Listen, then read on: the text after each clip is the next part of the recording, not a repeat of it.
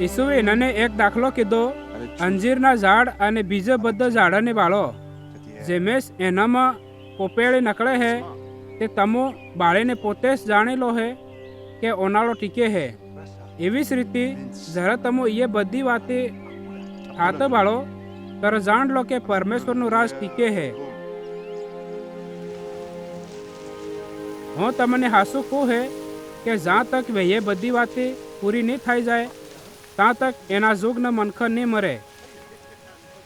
આકાશ અને ધરતી ટળી જાહે પણ મારી વાતે ક્યારેય નહીં ટળે.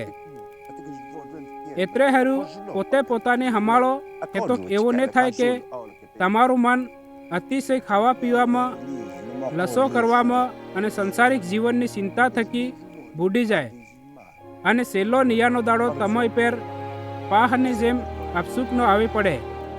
કેમ કે વહેયો દાડો આખી ધરતીના બધા રહેવાવાળા મનખાઈ પેર એવી જ રીતે આવી જાહે. એટલે હારું હંમેશા શેતીન રહો અને પ્રાર્થના કરતો રહો, એટલે કે તમને એની બધી આવવાવાળી મુસીબતોથી બસવા હારું હિંમત મળે અને તમે મન માણસના બેટાની હાજરીમાં ઈબો થઈ શકો.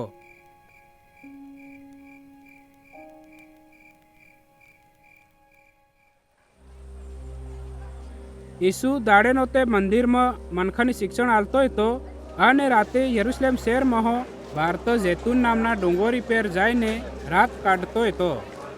અને હવેરમાં ફટકના ઘણા બધા મનખા ઈસુનું શિક્ષણ સાંભળવા હારું મંદિરમાં એને કન આવી કરતો હતો.